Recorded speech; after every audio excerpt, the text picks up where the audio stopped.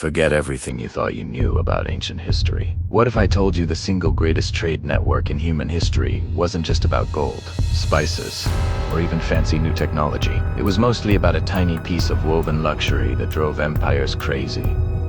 Silk. This isn't the kind of boring history where old maps just show lines. This is the incredible, raw story of how an elaborate path of superhighway for germs, gunpowder, and ancient trade routes connected 4,000 miles of civilizations and literally forced Europe to go exploring. If you want to know how a piece of cloth changed the entire world, stick around. The real start of this whole epic saga takes us way back to the 2nd century BC, deep into the heart of China under the powerful Han dynasty. The Han had a major security problem. The fierce Zhongnu tribes kept raiding their northern and western borders. Emperor Wu, one of the Han's greatest rulers, decided enough was enough. Instead of endless war, he thought, let's find an ally to fight my battles.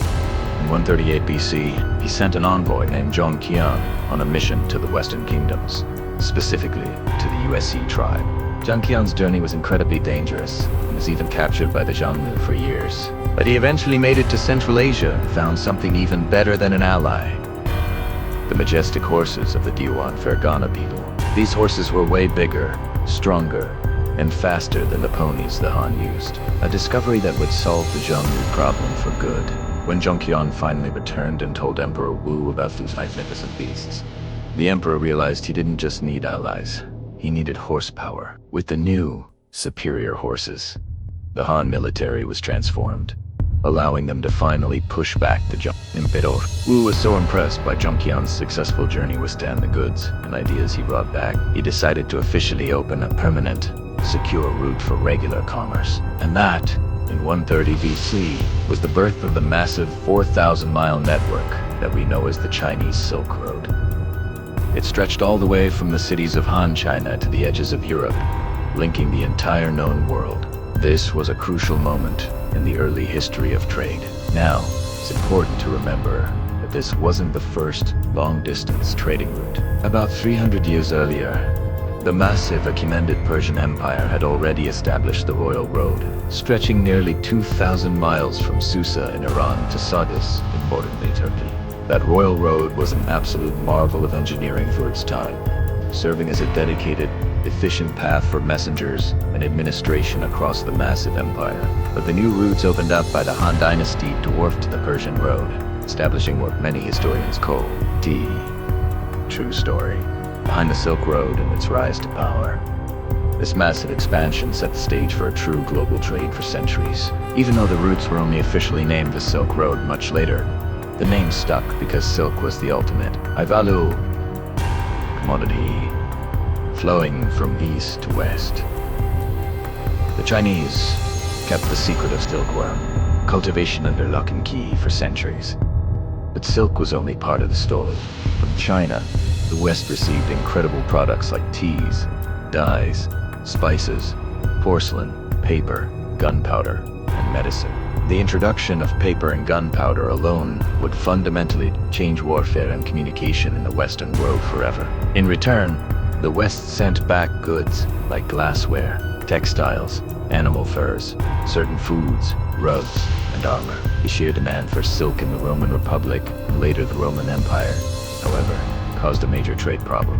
The Roman elite loved the luxurious, shimmering fabric so much that they drained vast amounts of gold and silver to pay for it, creating an unfavorable balance of trade that deeply concerned the Roman Empire. This was the biggest economic impact of the Silk Road on the West. Eventually, the East Roman Empire and the Byzantines had enough of paying exorbitant prices and decided to break the Chinese silk monopoly. Around 560 AD, Emperor Justinian the first pulled off one of history's first major industrial espionage missions. He sent two covert agents disguised as monks into China. They managed to smuggle silkworm eggs back to Constantinople inside hollow bamboo canes, completely ending the Chinese secret and bringing silk production directly to the West. Beyond just goods and military advantages, the Silk Road was a phenomenal force for cultural exchange. Buddhism, Islam, and Christianity all traveled and spread along these very routes, carried by merchants and missionaries alike. New ideas, new languages, New technologies crisscrossed the globe, connecting people who would have otherwise never known the other existed. Of course, the most famous traveler to ever traverse the route was Marco Polo. Starting in 1275, he spent 3 years with his father, traveling the vast network until he finally reached the Chinese palace of Kublai Khan. When Marco Polo finally returned home to Venice in 1295 AD, his book, The Travels of Marco Polo, opened up the wonders of the East to a skeptical European audience, fueling their imagination and desire for Asian goods like never before. His incredible account of Marco Polo's journey helped set up the next great wave of change. But the road's time was running out. While the Silk Road brought prosperity, it also brought plague. Many historians believe the routes were the main pathway for the devastating Black Death in the 14th century, demonstrating the double-edged sword of global connectivity. The final nail in the coffin came in the 15th century when the Ottoman Empire conquered the Byzantines and swiftly shut down the land routes to the east.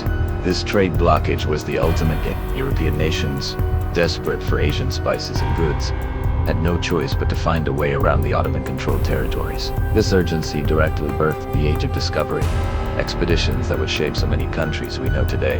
In the end, the Silk Road wasn't just a physical path, it was the engine of global civilization, forcing people to connect, exchange, evolve, and ultimately discover the world itself. It was a vital component in world history trade. If you found this deep dive into one of history's most important networks fascinating, please take a moment to like this video and subscribe to History S Anomaly 24 for more incredible historical journeys.